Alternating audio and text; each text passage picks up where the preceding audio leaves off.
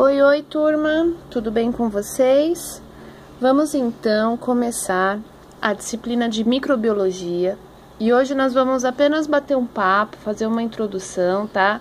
Sobre alguns termos para que a gente possa então futuramente ir cada vez mais ficando mais específico, né, com a microbiologia.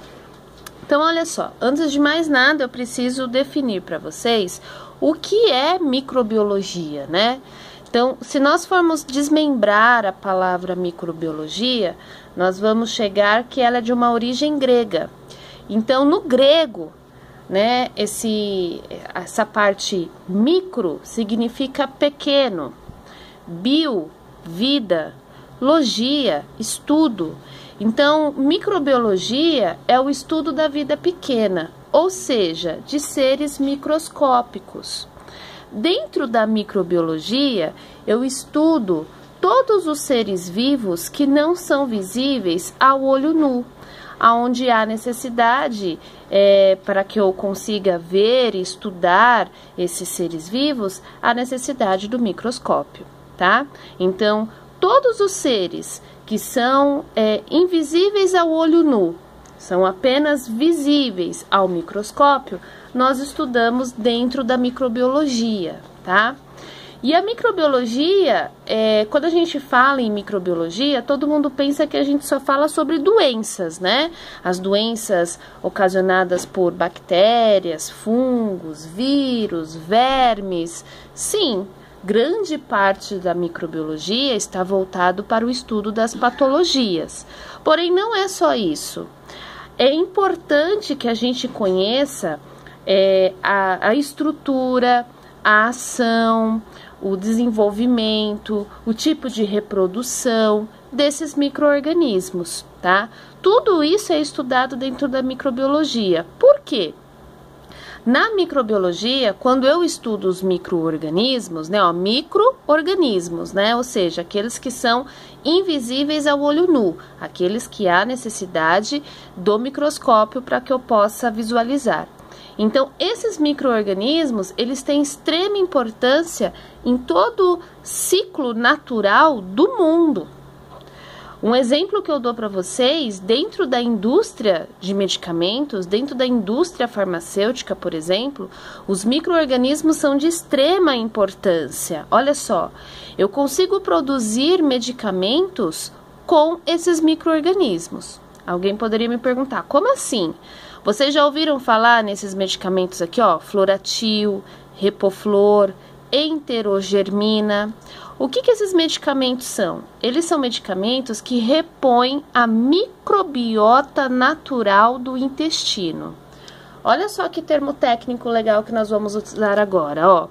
Microbiota, tá? Então, olha só, são micro-organismos que vivem normalmente no nosso intestino. Graças a esses micro-organismos que estão presentes no nosso intestino, há a possibilidade da formação das fezes, tá?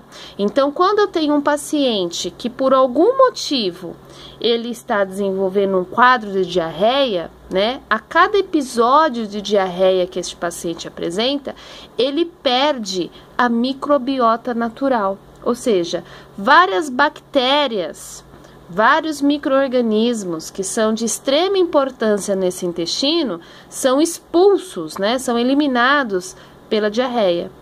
E aí nós vamos ao médico e o médico prescreve o quê? Ou Floratil, ou Repoflor, ou Enterogermina. Ou seja, são medicamentos que repõem, olha só, são repositores da microbiota intestinal. Nada mais é do que lactobacilos vivos. Quem já tomou Floratil, Repoflor ou Enterogermina, se tiver embalagem ou a bula, dá uma olhadinha lá. São lactobacilos, ou seja, são bacilos, são espécies de bactérias, porém essas bactérias são boas, essas bactérias não são patogênicas, são bactérias de extrema importância para o funcionamento do nosso intestino. Tá? Então, por isso que eu tomo um Floratil. Quando eu tomo uma cápsula de Floratil, eu estou repondo essa microbiota que foi eliminada através de uma diarreia. Então, eu estou tomando micro-organismos. Então, olha só, um medicamento feito com bactérias, porém bactérias boas. A gente não pode mais pensar que bactéria é coisa ruim, tá? Existem as bactérias patogênicas, aquelas que desenvolvem doenças, claro, mas existem as bactérias boas, por exemplo, essas que fazem a reposição da microbiota natural do intestino. E prestem atenção, é microbiota, não é flora intestinal.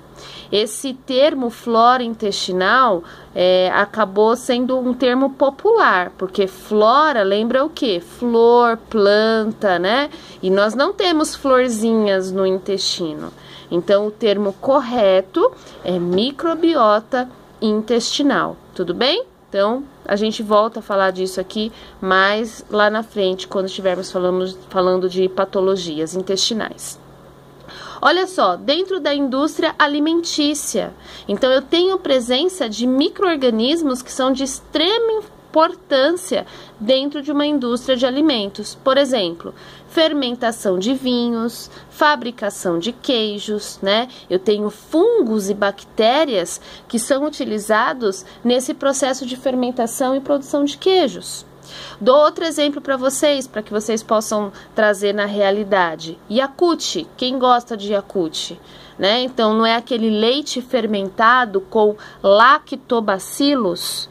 Olha só, a presença de bactérias aí de novo dentro lá do potinho do Yakult. Então, quando vocês tomam o Yakult, vocês estão tomando um leite que foi fermentado, ou seja, teve uma reação bioquímica de várias bactérias. Essa bactéria é o lactobacilo. Tudo bem? E dentro de laboratórios de pesquisas, né? Então, desenvolvimento de vacinas, nós estamos passando por isso. Vários laboratórios, né, industriais de pesquisa estão aí na caça, no desenvolvimento da vacina contra o Covid. Então, eu pego o vírus do Covid e estudo todas as possibilidades, né, imagináveis aí que tem para que eu possa desenvolver uma vacina. E assim, também para que eu possa desenvolver um novo antibiótico contra uma superbactéria, né? Então, os laboratórios de pesquisas também trabalham bastante com micro-organismo. Então, o que eu quero falar para vocês?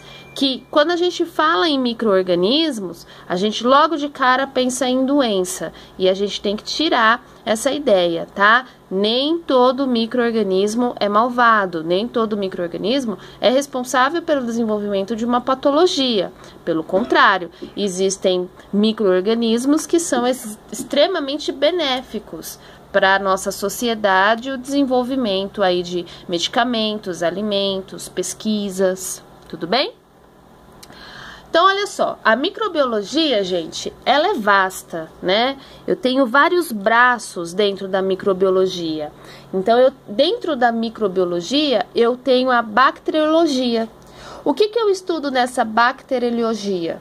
Eu estudo as bactérias, tá? Então, olha só, as bactérias que nós vamos falar dentro em breve.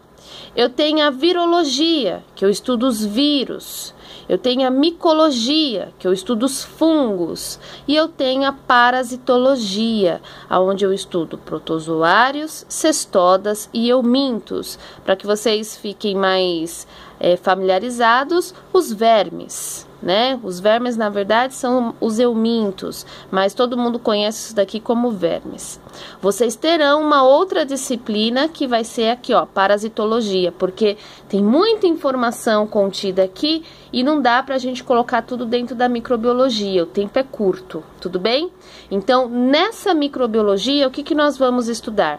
As bactérias, os vírus e os fungos, tá? A parte de parasito, nós vamos estudar a parte, mas lembre-se que a parte da parasitologia, ela está dentro da microbiologia, certo? Olha só, antes da gente começar a falar de bactéria, doença, nomes, sintomas, tratamentos, é importante que a gente conheça o mundo que nós estamos entrando. Então, eu tenho que passar uma definição técnica aqui para vocês. Taxonomia. O que é taxonomia? É quando eu identifico, classifico e dou nome aos seres vivos. No caso, esses seres vivos que nós vamos identificar, classificar e nomear são os seres microscópicos, tá? Então, vamos voltar um pouquinho na biologia lá do colégio. Não sei se vocês lembram, quem viu vai relembrar, quem não viu, tá aí a oportunidade. Hoje em dia, são considerados 5 reinos de todos os seres vivos, tanto microscópicos quanto macroscópicos. Microscópicos são vistos em microscópio, invisíveis ao olho nu. Macroscópicos são visíveis ao olho nu, coisas grandes. Então, nós temos o reino Monera, né? O reino Monera, ele é composto por seres procariontes. Nós já vamos falar sobre isso. Vocês devem ter visto alguma coisa disso lá na anatomia e na fisiologia. Mas exemplos de seres procariontes, as bactérias, que nós vamos estudar. Então, as bactérias, elas pertencem ao reino Monera. Existe o reino protista. Aí já são seres eucariontes, que daqui a pouquinho a gente fala sobre isso. Exemplo, os protozoários, que serão estudados lá na parasitologia. Nós temos o reino fungi, que eles também são seres eucariontes. Nós vamos estudar quem? Os fungos. E nós temos o reino plantae, que são seres autótrofos. O que significa esse termo autótrofos? Capazes de produzir o seu próprio alimento. Fotossíntese, são as plantas, tá? E o reino animalia, que são seres pluricelulares eucariontes. O que significa isso? São várias células, pluricelulares, do tipo, essas células do tipo eucariontes, que a gente já discute sobre isso. São todos os animais, inclusive o homem. Então, dentro da microbiologia, nós vamos estudar o reino Monera, o reino protista e o reino fungi. Esses são os seres vivos microscópicos, tá? Apesar que os fungos, eles podem tanto ser microscópicos quanto macroscópicos. Quando a gente chegar lá nos fungos, a gente fala um pouquinho sobre isso. Agora, as plantas e os animais, nós não estudamos na microbiologia, porque a microbiologia é o estudo de seres microscópicos. Tudo bem? Então, olha só. Essa taxonomia, aquele identificar, classificar e nomear, ela é dada dessa maneira, olha. Eu encontro o reino, que é o grupo maior. Dentro desse reino, eu tenho o filo. Dentro do filo, eu tenho a classe. Dentro da classe, eu tenho a ordem. Dentro da ordem, eu tenho a família. Dentro da família, eu tenho o gênero. E dentro do gênero, eu tenho a espécie, tá? Isso é mundial. Só que dentro da microbiologia, para ficar mais fácil e mais prático, nós não vamos ver só isso daqui, ó, reino, filo, classe, ordem e família. Isso pra gente não tem tanto interesse. O que tem interesse pra gente é isso aqui, ó, gênero e espécie, tá? Isso sim é importante que a gente conheça, saiba ler, escrever e classificar. Então, na microbiologia, os nomes das bactérias, dos vírus, dos fungos, dos protozoários, eles são escritos em latim. Então, olha só, aqui vão algumas regrinhas, tá? Por exemplo, Staphylococcus aureus. Esse é o nome de uma bactéria. Então, se eu olhar aqui, ó, Staphylococcus é o gênero. De que espécie? Da espécie aureus. Existem vários tipos de estafilococcus. Existem várias espécies de estafilococcus. Eu estou falando da Staphylococcus aureus. Quando eu escrevo, por ser um nome em latim, existem algumas regras, tá? O gênero é escrito em letra maiúscula e a espécie em letra minúscula. E eu tenho que fazer alguma forma para destacar esse nome do texto em si. Então, olha só. Se vocês observarem, Staphylococcus aureus está como? Grifado. Mas eu quero que vocês observem que ele não está grifado de uma forma inteira, né? Contínua. Olha só. Staphylococcus está grifado. Aureus está grifado separadamente. Olha só, tem um espacinho aqui, tudo bem? Por quê? Porque são palavras diferentes. Uma fala sobre o gênero, a outra fala sobre a espécie. Não sou eu que estou ditando essa regra, tá? Essa regra é mundial e nós temos que obedecer, tá? Eu posso estar lendo um texto em português, eu posso estar lendo um texto em inglês, um texto em alemão. Essa regra do Staphylococcus aureus, gênero e espécie, é mundial. Se eu não quiser escrever ela assim, ó, Staphylococcus aureus, o nome completo, eu posso fazer o quê? Abreviar. Então, quando eu faço essa abreviação, aí sim eu posso passar grifar, né, de uma forma contínua, tá? Então, eu escrevo assim, ó, Staphylos, o S, que significa de Staphylococcus, ponto aureus. Então, eu acabo abreviando o gênero, mas eu especifico a espécie. Outra maneira de escrever, se vocês não quiserem grifar, é de colocar em itálico, né? Dá para perceber que a grafia tá diferente? Então, coloquei o nome de outra bactéria aqui para vocês, ó. Streptococcus pyogenes. É outra bactéria que desenvolve outra patologia. Nós vamos falar dela futuramente. Então, olha só, eu diferenciei a escrita, colocando em itálico, tá? Quando eu coloco em itálico, eu não preciso grifar. Então, olha só, se eu for abreviar, eu acabo abreviando, né, o gênero, S, de Streptococcus, pyogenes, eu escrevo inteiro. Como eu mudei a escrita, eu não preciso grifar, tudo bem?